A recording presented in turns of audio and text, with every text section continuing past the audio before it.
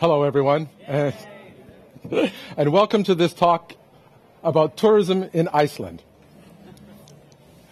Actually, the talk is about my own personal experience with some things that I've struggled with, some ways that I've made some personal growth.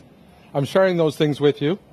Does not mean that I have a theory of everything or I know what things might work for you or not, but my hope is that in sharing some of what I've learned in my travels, you yourself may be inspired to do some similar research or make some similar personal growth, or perhaps check off whatever it is that has worked for me and say, that doesn't work for me, now I don't need to read the book, I'll go do something else. But this is just a very personal talk. I'm going to share with you some stuff which has actually been researched by people who actually do controlled studies and so on, but it doesn't necessarily mean it's a guarantee that anything in there is going to be the right thing for you. It could just be that this is a chance for us to just spend an hour getting to know each other or getting to know me a little bit better. I'm going to talk about the concept of optimism, and conversely, its opposite, pessimism. I'm going to describe for you one framework for measuring, actually objectively measuring, whether people are generally optimistic or pessimistic. I'll talk about some research that has been done which can change people's optimism and pessimism, and some connections between that and other things in their life, such as their productivity with work or what they recount as their happiness, which of course is a separate concept from optimism. I'm also going to talk about another framework called mindsets, which many of you may have heard of as well. And I'm going to talk about how these two frameworks fit together. And I think that's an hour. So let's get started. A number of years ago, I was in a very low point in my life. I was in a very dark place. As it happens,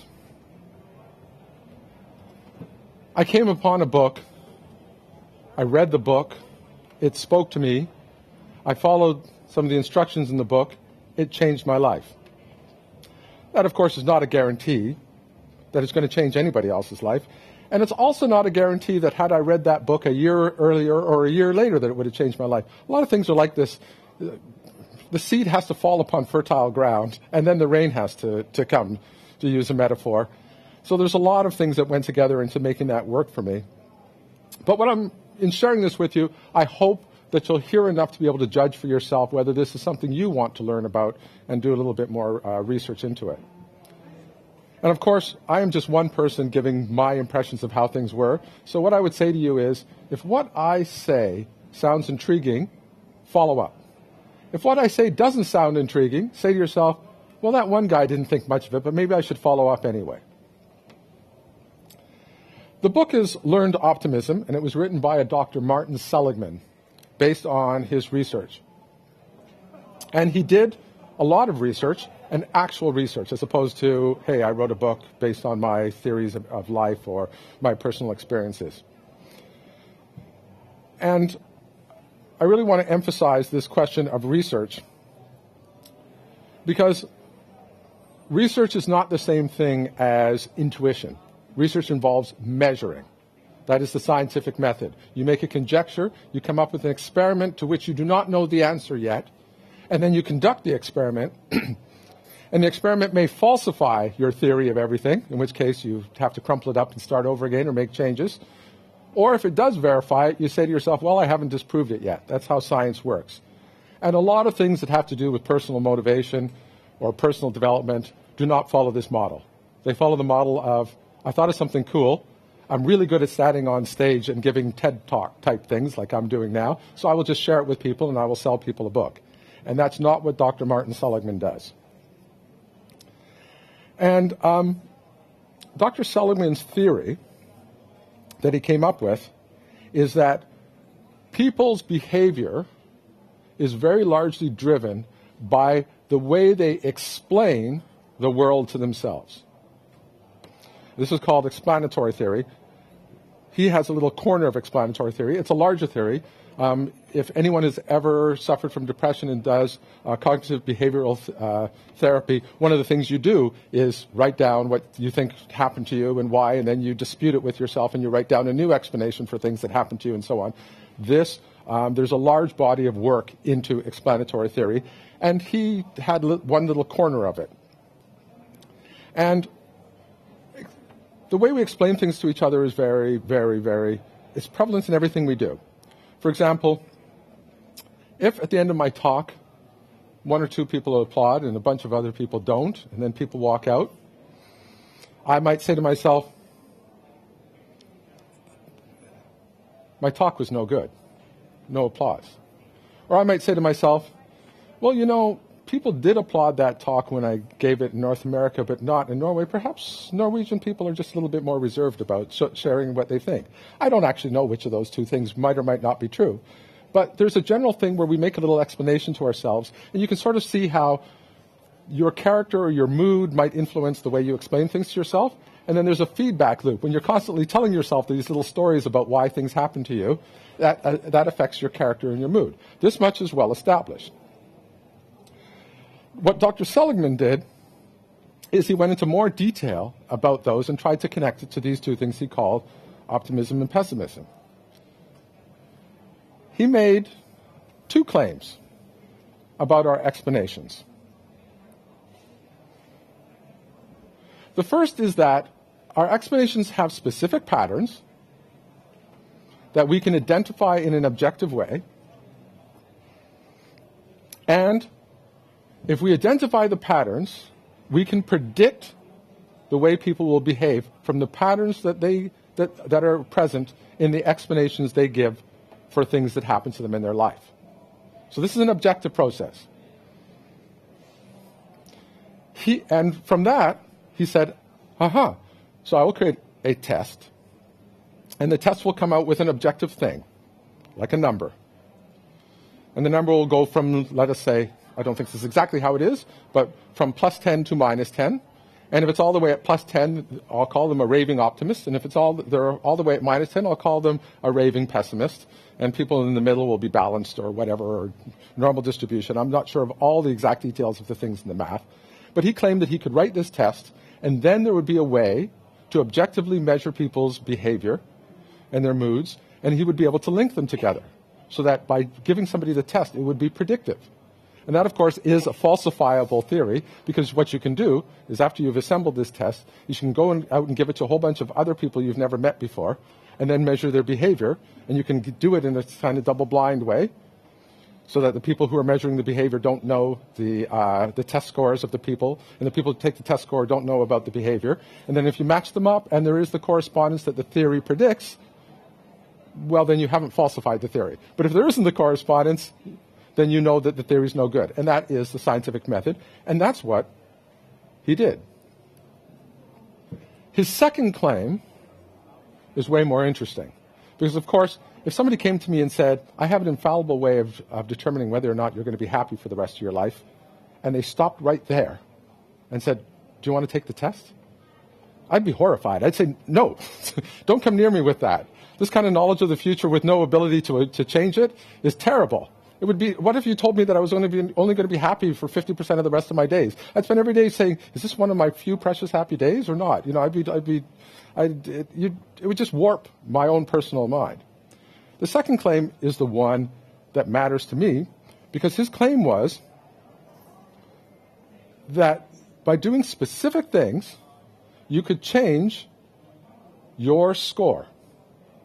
And again, his score is not actually from minus 10 to plus 10. But let's say if you're a 3, you can become a 5. If you're a minus 2, you can become a 0. If you're a minus 5, you can become a minus 3. He claimed that with specific, you might call it therapy or practices, you can move your score. And that when you move the score, it still has the predictive behavior, so it changes your moods and behaviors afterwards. It's not just that you can change the score without changing your moods and behavior. You can change your moods and behavior, and the score essentially is predicting that change. And again, this is something that can be tested. And he tested it, and he claims I was not looking over his shoulder, so I'll often say he claims. He claims that he has the evidence to show this is the case. Now, as I said, the second claim is the one that is so important to me. The first claim is, I would call the Cassandra thing. You might know that disaster is coming, but you're powerless to do it. To me, that's a nightmare. I have these helpless nightmares every once in a while. You know something's going to happen, but there's nothing you can do about it. That's terrible. However, when you have something you can do about it, then it's really important to be able to diagnose and to be able to go and look at it and find out what's going on, because then you can make change in the world. So, I mentioned that his work is based on explanatory theory. These explanations we make for ourselves. And I gave you a little example. What would I take it if there wasn't a lot of applause at a talk? And this is all over the place. So here's an example. In 2009, I was registering for a conference called Ruby Fringe in Toronto. Now, at the time, I'd written a gem for Ruby called And. And there was a person there, someone I respected very much from the tech community in Toronto, walked up and said to me, "You're Reg Braithwaite." I felt good about that. I don't know how you feel about it, but if you go to a conference and someone says, "Hey, I know, I've heard of you," that's a nice feeling. What came next was, "You wrote that And gem." This, for me, goes from good to better. They've heard of me and my work. And then he said, "I don't like it." I work at a company called PagerDuty, and one of our core values is candid kindness. I'm going to say this person is wired candid. Now, how did I explain that to myself? This is the core of Seligman's theory. And of course, the first of his claims. In his model, there are three independent and fairly binary properties or axes for every explanation you make for yourself. The first thing you do in your brain, implicitly or explicitly, is you decide whether this thing is a personal or impersonal effect or action. For example, when I got this feedback about the And gem, did I say to myself, my And gem, that thing I wrote? Or did I say to myself, that dude, his opinion, his perspective, his experience, his particular requirements in writing code, his coding style, his language of choice? Or did I come back to my documentation, the examples I gave for why it's good, my theories about it, option monad, my choices? Is it about me, or is it about the universe, somebody else, something else?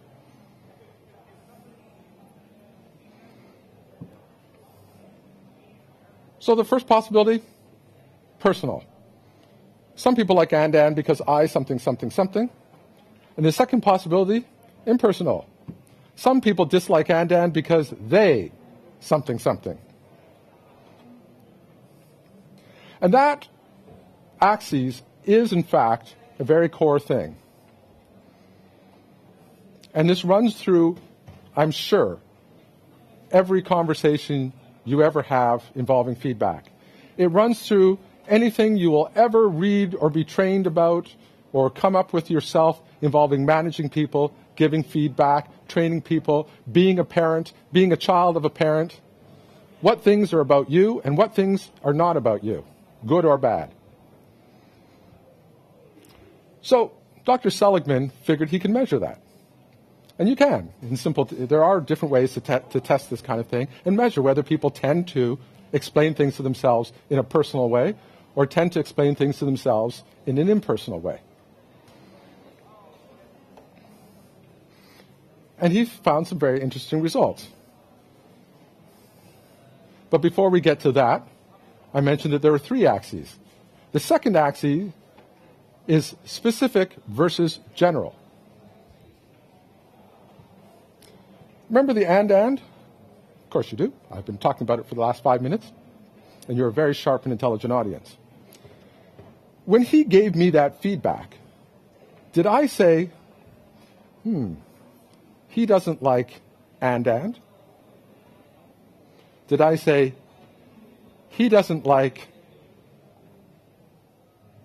my code? Did I say, he doesn't like me?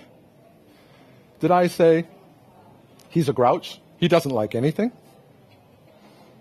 Did I say, this guy has an issue with taking monadic patterns from actual real functional programming languages and trying to jam them into non-functional programming languages?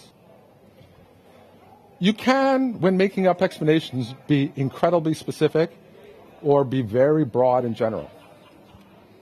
And once again, it's really easy to tell the difference. This happens to me, well, not all the time, but from time to time. Hacker News likes this blog post. Or I could say the exact same thing if a blog post of mine, say a completely different thing for the exact same event. A blog post of mine reaches the front page of Hacker News. Look at that. They're validating my experience as a programmer. That's much more general, isn't it, than they like this post? Or I happen to have posted it at the exact right time of day when it can reach the front page. And so Dr. Seligman noticed not only are there 2 different ways to measure explanations, personal, impersonal, specific, general, but that they tend to be a little orthogonal. Some explanations are personal and specific, impersonal and specific, personal, general, and so on. And that was very interesting, but there's still the third axis to look at. The third axis, or third axis of the 3 axes, is temporal, time. That feedback that I got, or perhaps a red card in a talk sometime, or perhaps a star on GitHub, was it, yeah, remember that time I got some feedback? Was it, oh yeah, that day I did get a star on GitHub for one of my projects? Or is it, yeah, over my career I have got some people who don't like my stuff? Is it, in 35 years a lot of people have liked my work? Things can be very sort of specific in time, right now, right here, or they can be very general, over a long arc. And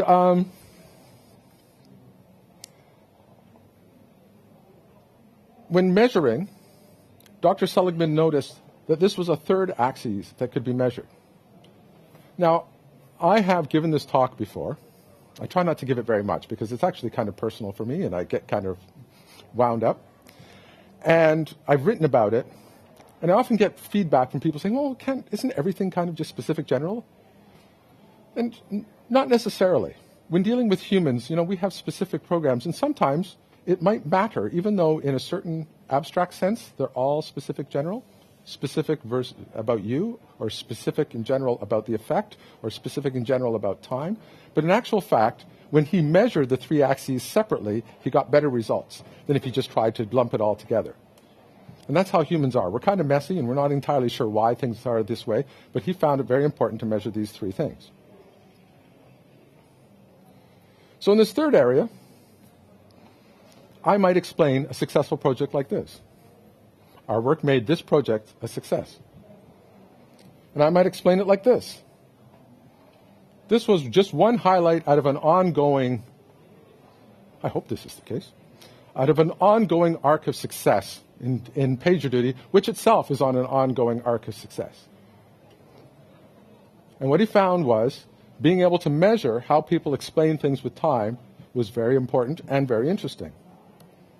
And he calls this temporary versus permanent. Which of your explanations describe something that's happening right now, and which of your explanations describe something that's kind of a permanent, ongoing, forever? Now, truthfully, none of these things are right or wrong answers. I did, that one time, get some feedback, which is also part of an ongoing arc of receiving feedback from people about code that I write. It's really just about the way we perceive these things. There's no right or wrong answer. But there is significance to how we give these answers, and there are ways that we can change these answers and change our life. So to recap, our behavior and our moods are driven by the way in which we explain things to each other. I haven't explained that, but it is. Dr. Seligman's discovery was that by measuring 3 related, but nevertheless he separated them, things, he could predict people's performance, their moods, their happiness. The 3 things are, first, whether they tended to explain things in a personal or impersonal way. Second, whether they explained the things as being very specific or very general in effect. And the third, whether they explained them in a very temporary way, or whether they explained them as part of a permanent, ongoing phenomena.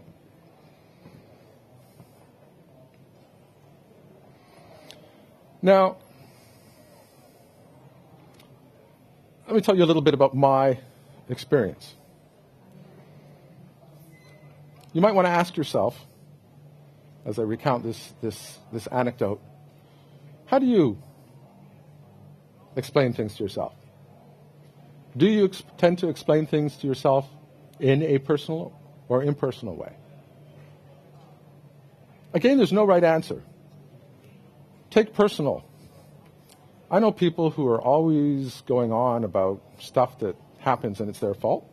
I also can buy millions of books that say, in order to succeed in life, you must take responsibility for everything. What's the answer? Now, I told you at the very beginning that I came upon this book at a low point in my life. So I will tell you how I explained things to myself at the time. When I received a little piece of candid feedback, like, that ad gem of yours, I don't like it, I took it personally. My work, me, my gem, my choices. I thought this was evidence of a general flaw with my approach to software development, programming, life as a whole. And I thought to myself, this is part of my personality. It's part of who I am, my identity.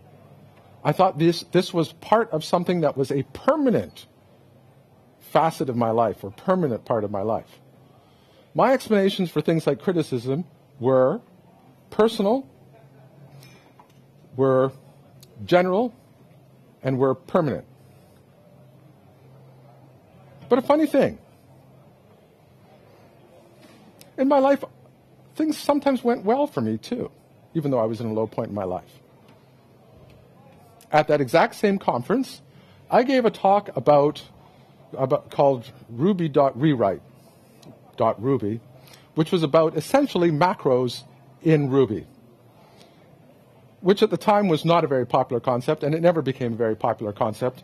And everyone basically thought it was way too complicated and junk until JavaScript came along, and now we love things like Babel and polyfills and all sorts of things like that, which essentially are macros. We compile one kind of JavaScript into another. So either I was really behind the curve with Lisp or ahead of the curve with JavaScript. Who knows? But people liked my talk, even though it wasn't very practical. And when I got that kind of feedback, I tended to explain it to myself as, yeah, macros are a good idea. That's impersonal, right? I tended to say, yeah, that talk worked out. Temporary. And specific. That talk, that one time, just to talk, not my general ability as a speaker or a writer or as a programmer or a curious person about possibilities, just that one thing. Can you see the asymmetry there? I had two completely separate ways of explaining things to myself depending upon whether they were positive or negative in my life. Sometimes those of us in tech like to think of ourselves as being super logical. That is bullshit. We can be inconsistent. We can be illogical. We can sell ourselves on things. We just know bigger words with which to give ourselves bullshit.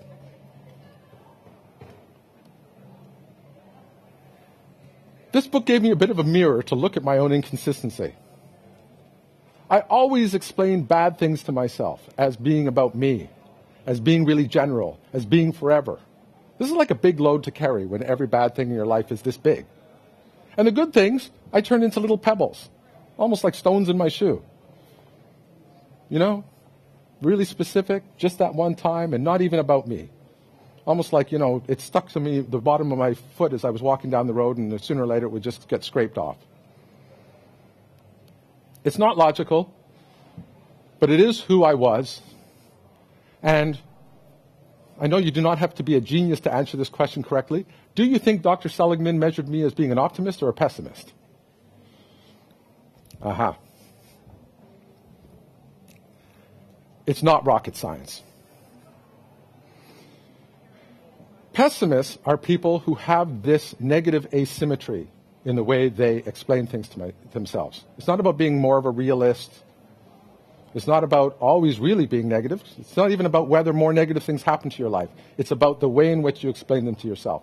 If you tend to explain things to yourself in an asymmetrical way, you are being pessimistic. If you do it all the time, you're being permanently pessimistic. However, I'm here to tell you that because of Dr. Seligman's second claim, it does not have to be that way. Now, being pessimistic in Dr. Seligman's terms is not necessarily a bad thing. I'm not here to say, hey, you should get a doctor to look at that for you. I'm here to show you some tools if you want to make some changes. But there's reasons why people who are pessimistic continue to survive and sometimes thrive. It's not necessarily a bad thing. However, in my life, it was. And I was very interested in his second claim. Could I make different choices? What if I went the other way? Would you be surprised to find out that people with the other asymmetry exist? Anytime something good happens to them, it's about them. It's just one example of this very general good thing about them. And it's this thing that's always been with them. And you know what? Probably always will. That's how optimists explain good things to themselves. And what about the bad things? Because they do come along. Well, it's not about them. It was just that one time. And it's just, one specific thing. It's not, the whole part of their life. They always turn the bad things into pebbles and the big good things into boulders. Now, again, I'm not giving a value judgment that optimists are better. On average, his research shows that optimists are happier. On average, his research shows that optimists are more productive. These are things you may or may not wish to seek in your life. But in terms of our values as human beings, that's not what it's about. But then again, our values as human beings really isn't about the way we explain things to each other. They're about the changes we make in the world, the way we treat each other. These terms, pessimists, optimists, are tools, just like a microscope or glucose monitor, for learning things about ourselves so that we can, if we choose, make change that works.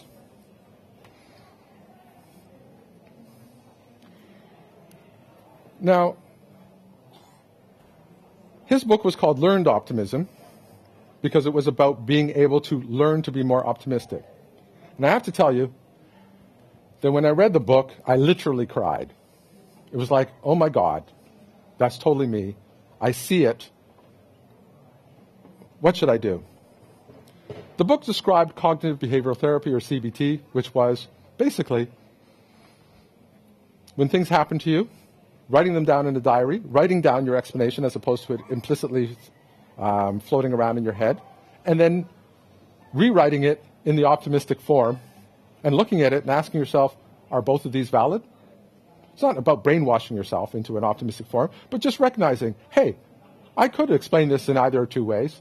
And after a while of that flexibility, your mind naturally starts to drift towards a more balanced or possibly optimistic format. Just the act of being explicit. Now, this should not be a huge, amazing revelation for anyone, because we do this all the time with things like code. We might not notice the way we name variables unless maybe we submit a pull request and somebody says, hey, this could be clearer. And then we start thinking about our variable names, and the rest of them automatically start getting clearer just because we're suddenly thinking about our variable names. The act of making something explicit and understanding what the mechanism is often helps us to change by itself, provided it's coupled with consistent practice over and over again. So what I can tell you is, if after hearing this talk, you're interested enough to go out and get the book, Learned Optimism, you will find exercises in there. And you need to do them. I cannot teach you how to do the exercises here in the room. Nor will I try. I'm not a psychologist, but he is. However, there may be some value in your being curious about that. But again, it's not about knowing the theory. It's actually about the exercises. Software is the same way, isn't it? I gave a talk earlier about the command pattern, and that's all very great. You may say, okay, now I know the command pattern, but it's only when you go out and actually start writing things with the pattern that you begin to get a feel for it, and then you begin to start noticing opportunities for it elsewhere in your code and so on. Our brains work this way. We have to practice, we have to do. It's not enough just to hear it intellectually. We have to sort of live it for a little while. So,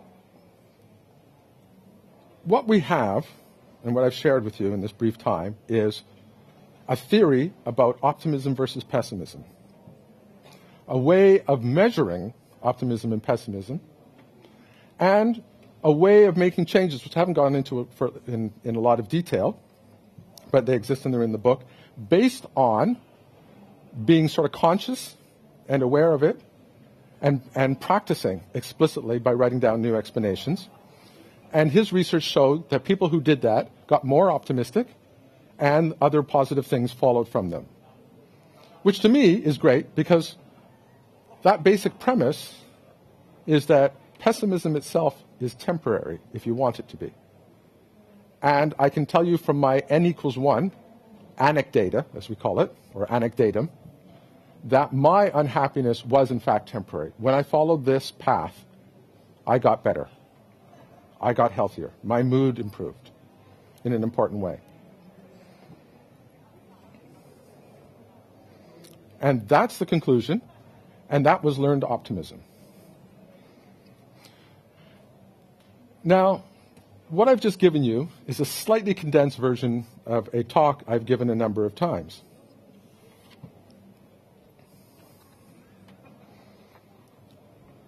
But it's not the only explanation for how people are successful and productive in their life. I know a number of successful people. And one thing I've noticed about them is that they often describe other people in general, in permanent, impersonal ways. People will say, so-and-so is so smart. So-and-so is very intelligent. So-and-so knows everything you need to know about Elixir. So-and-so is always at the forefront of technology, and so on. Then I'll say, oh, cool, how about you? And then they're like, no, actually, I did this, and I did this, and I did this. They sound kind of pessimistic to me. And I'll say, well, there's got to be something, because you are as successful as so-and-so. People like your talks as much. Your blog posts make it onto the front page of Hacker News or Reddit or wherever that matters to them. And then they'll give a different explanation. They'll just say, no, actually, to tell you the truth, I just work harder than most smart people. I just write every day. One woman that I respect incredibly deeply, and if you Google, I'm sure you'll be able to catch the name. However, I have not asked her for permission to quote her, so I'm not going to mention her name right now. But she actually gives an entire talk where the title is a single word, grit, and that's what she attributes her success to. This seems very different and almost at odds with the optimism model. And in addition to that thing that I've observed, after I first started writing about learned optimism in a blog post, and I put it in one of my books, Hacker News one day discovered the speaker notes for an earlier version of this talk that just talked about learned optimism. And people started talking about a different theory and said, no, learned optimism is junk. It's been completely discredited by this other theory. And people would sometimes come up to me and say, well, yeah, but there's this other theory. And the other theory is called mindsets. And it was developed by a Stanford University psychologist called Dr. Carol Dweck. And she, like Dr. Seligman, did a lot of research into what made adults successful, and also did a lot of work with children and tracking children over long periods of time. And you've probably heard anecdotally either directly about mindsets, or you've heard a story which came out of her book, which has become sort of the totem for her work and her approach. And that is that if you tell a child that they're smart, they'll end up failing. They'll develop a kind of imposter syndrome. You're trying to make them feel permanently positive about a general attribute of theirs that is personal, but it actually kind of backfires. And they become afraid to take chances. They become afraid to be exposed as not as smart as it seems. They develop imposter syndrome. And a lot of people who've read that said, learned optimism sounds like you're trying to do the exact thing that Dr. Carol Dweck has done research into that says doesn't work. What's up with that?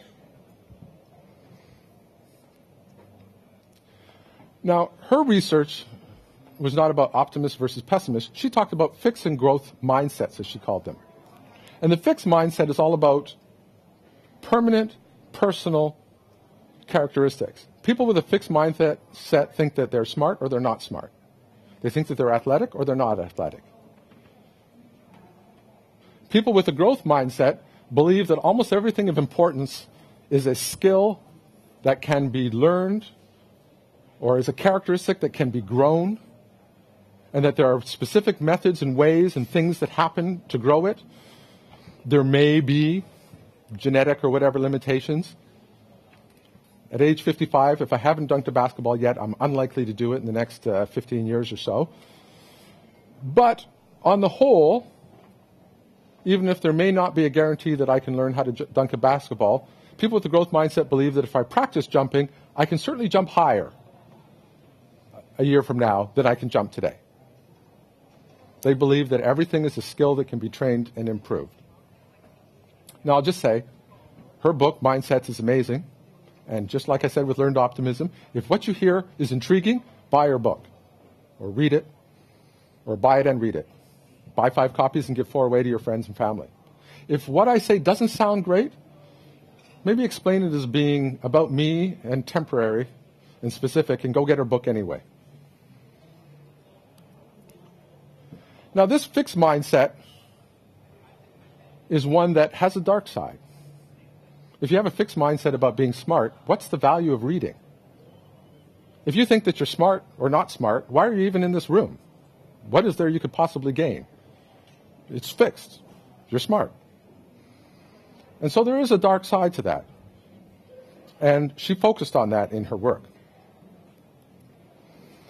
And the flip side of that, the growth mindset, is one that believes everything is skill and therefore is enabled. I mean, it doesn't mean that you will actually go out and train. You have to find the tools. You have to learn what they are. You might come here if you have a growth mindset and say, hey, maybe Reg has some experience he can share with me that I could use to improve my whatever. That's a growth mindset right there.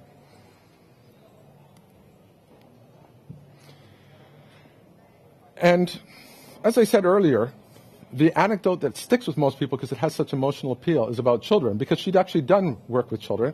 I think this is very important. And she said that, children are soft-brained, and the way in which we talk to them and the model we give them and the way we explain things to them about themselves affects their moods and so on, and has predictive power for how successful they will be decades later based on how we raise them or treat them as small children. I know this to be true, by the way. The most heartbreaking example to me is racism. We can argue about whether you should say racist things to me about black people or whatever. I'm done. I'm 55. I am somewhat set in things. I can learn things. I can grow. I might even learn things from a racist person about myself or people from where I come from and so on. But when you say racist things to small children, you are teaching them that there's nothing they can do. That even if they become president of the United States, the moment they're out of office, everyone will undo everything they did because they're black and nothing they does matters. That's a terrible burden to put on small children. And it does, in fact, affect their view of the world. And you see the reverse. This is people of privilege believe that they can do anything and get away with anything because they were taught that, well, they were born wealthy or they were born into nobility or something. And actually, they don't turn out to be great people even when you tell them super positive things about themselves. The fixed mindset is very damaging to children when put in that way. So she did the research, and it certainly speaks to me in my experience as a parent and as a former child, in some ways still current child, that we want to avoid this with children. But as much as that may be disastrous, what happens if we teach them the opposite, the growth mindset? What happens if we praise them not for who they are, but for what they did to earn our praise? In other words, oh, excellent essay, you're so smart. Instead of saying that, I love the ideas you incorporated into that essay. The work you did researching this really paid off, Thomas. My son's name is Thomas. Or my daughter. She asked me to read to her about Cantor's Calculus of the Infinities at night, 9 years old. I could say to her, oh, such a smart kid that you like infinities. Or I could say, fabulous choice of a book for us to read together. This is so interesting. Right? These little choices we make, we can imbue them with a growth mindset. And what are we telling them? The things you do matter to the world. The choices you make matter. And you're capable of making good choices. And hey, here's a permanent idea. If you're capable of making good choices at age 9, that's not going to go away. You'll still be making good choices at 19, 29, 39, 49. And if you come back to me in 4 years, I might say 59. They will hear that they just grew and they can continue to grow. Like Seligman, she discovered that mindsets can change. And like Seligman, the way in which mindsets change that she validated through her research was through cognitive behavioral therapy. Writing down explanations for yourself and then writing a different explanation based on growth and then saying to yourself, are these both valid? Very similar types of exercises. Again, don't just take what I said and think, aha, I know everything there is to know about changing my mindset. Please read the original material. But what both researchers discovered is that you can change your mindset or the way you explain things to yourself. Both discovered that there are ways of measuring the way we behave and then making predictions from it. Both discovered that our brains are plastic. We have the ability to change, to improve. It's as true with technical subjects as it is with personal things like our mood. So everything's both a blessing and a curse. The blessing is all this reinforcement of the idea that we're plastic and we can improve. The curse is that the two appear to conflict. What's the deal with that? Can you be optimistic by explaining things in terms of your personal, permanent, and general things? Or is that the fixed mindset? What's up with that? So, getting back to kids, mostly because I'm a parent, and parents apparently love to talk about kids. There's a permanent thing that I don't think will change. I give it, let's say my son gets an A in drama. I mean the good drama, not Twitter drama. And I could explain it as his dramatic personality. I could explain it as the work he did in his character. Is there some way I could explain it that fits both models? If there is, then both models might work. Or is it that these two are completely disjunctive and one of them's wrong, we just haven't done the research to figure out which one? Well, I certainly could say something like this. You know, you've gotten A's in drama before, and every time it's because of the work you put into your characters and the enthusiasm you brought to it. That's fantastic. Keep it up.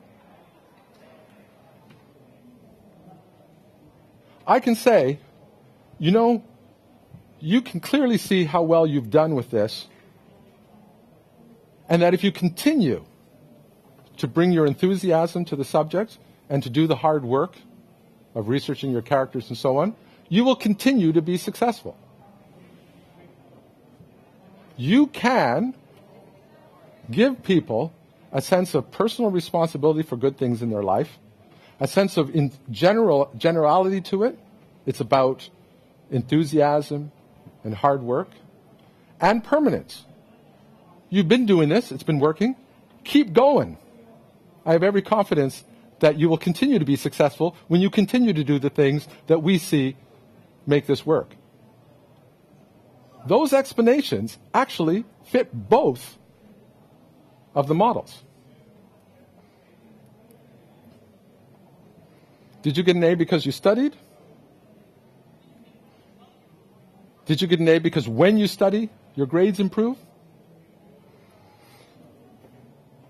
Did you get an A because, let's generalize it, when you study, you learn, and the grades reflect your learning, your growth as a human being. When we give feedback that's personal, general, and permanent, but also reflects an arc of making personal choices, an arc of skills and that are grown through practice and through personal investment, we actually create the growth mindset that Dr. Carol Dweck talks about and the optimistic mindset that Dr. Seligman talks about. There isn't an either or. Both of these are different ways of looking at some underlying process that we humans don't really understand that well yet. And if any of you are motivated to go and do research in this area, please, I beg you, apply your enthusiasm. Go and learn. There's so much more that could help humanity in great ways in this area. I believe, now I have not done the research. I am sharing with you an opinion. I'm not even going to grace it by calling it a theory or a conjecture, because I'm not about to go out and test these things.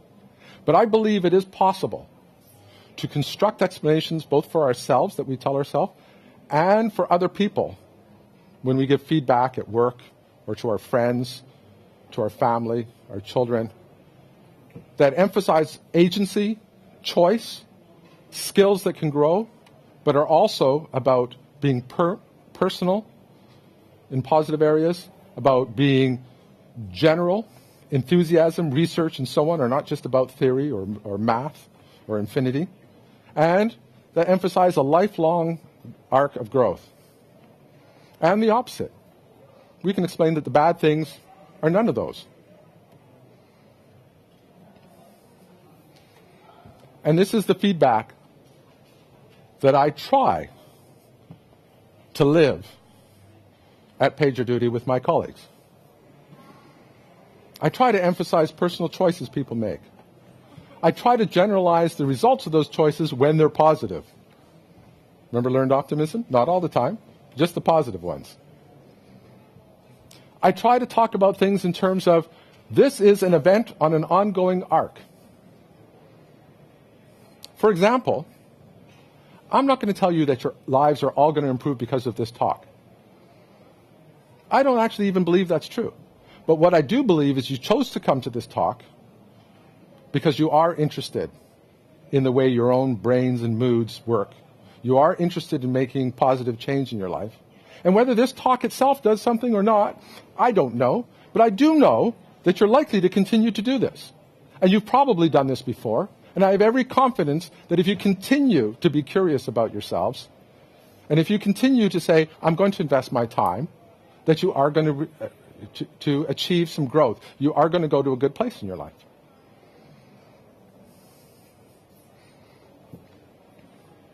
I give this all the time. Hey, the things you learned, I can see them coming through your code. Keep going. That's the most common thing I tell people. I don't say you're great. I say keep doing what you do when you do what you do so well. Keep it up. Mind you, not everything is positive. Not everything works out well. Those are the fun ones to talk about. But from learned optimism, we want the asymmetry. When things aren't going well, the learned optimism model asks us to consider whether these things are personal or whether they're really impersonal. The learned optimism model asks us to think whether this is some general bad thing or whether it's just a very specific thing. And the learned optimism model asks us to consider, is this thing part of an ongoing bad thing that has been happening and will continue to happen until I'm dead? Or is it just this one time? And when we talk to ourselves or give feedback to others, we can de-emphasize the personal nature, we can make the event specific, and we can emphasize the temporary nature of this particular effect.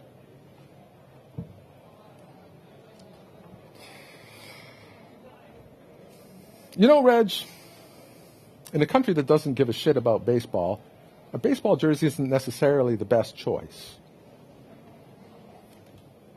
But it's just what you wore on stage. Don't give it a lot of thought. Just be curious about that the next time you're choosing what to wear. If you think about it, that feedback also emphasizes the fact that you can make a different choice at the next talk. It gives some positive thing going forward, but it doesn't sort of emphasize the fixed and permanent nature of bad things in your life. I actually don't think this jersey is bad, but what do I know? So, when explaining things to ourselves or to other people, again, we can be conscious about the way in which we do it. We know that when giving people feedback for performance improvement in their careers or in their lives, you do have to give them specific things to do and specific feedback, otherwise they can't improve. PagerDuty, we emphasize part of the methodology is after a major incident, you have to have a post-mortem. There's no good being completely wishy-washy. Well, in general, this is happening. You have to be specific. This should have happened and this should have happened. But we can cast the positive things as being specific items that are part of a larger pattern. And we can take the negative things and just talk about the specific item. It's not a compromise on reality. It's just the way in which we frame reality. Sometimes we have to give some feedback that's both positive and negative. We can start like this. Something very specific, very, very, very temporary. This blog post lacks a narrative. We can then smoothly shift gears into the positive and permanent. Again, these things become natural when you practice.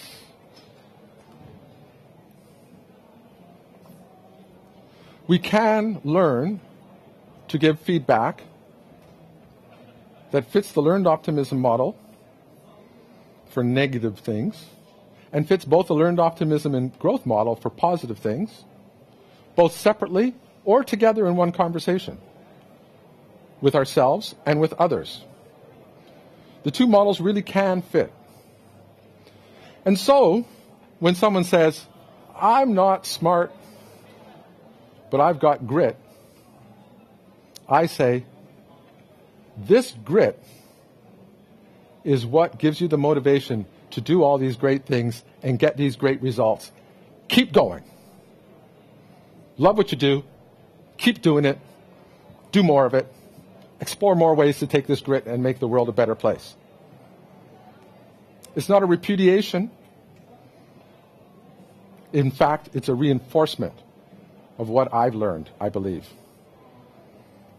about being successful, about being happy, about seeing the world in a positive and welcoming way.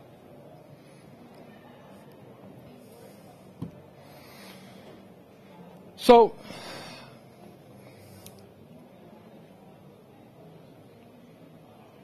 This experience that I went through and still go through to this moment is very personal, and normally I wouldn't think of this as being a great talk for a software conference, but culturally I've noticed that as an industry we often have a fixed mindset. Anytime you read about, well, we're looking for smart people, you're listening to people who have the fixed mindset, not the growth mindset, right? And there's a lot of that going around. The negative feedback is almost always permanent. Oh, so-and-so is a bozo. Not so-and-so said a bozalicious thing. Or, Reg, you know, that particular thing you said doesn't, I'm sorry, it doesn't work. But Reg is a bozo. That's the fixed mindset right there. And so I do think this is important to share in a technical context, because I do think it's a prevalent issue in our industry. However, I'm not a one-man crusade on this. I've noticed that things get better when people who care about it share. And in my lifetime, I've seen things get better. In my lifetime, I've seen more people complain about bad feedback and bad choices. Why? Because more people are aware. I see that positive. I see that in a positive way. We hear about it more because people have stopped putting up with the bullshit. And that's fantastic. That's how we change. Change comes when people protest and say, that's a stupid thing to say in a code review. So-and-so's a bozo. Stop it. Stop it. That's fantastic. As an industry, we are getting better. Not fast enough, but all of you who are doing something about this, keep doing what you do when you do what you do so well. Our industry is getting better and can get a lot better.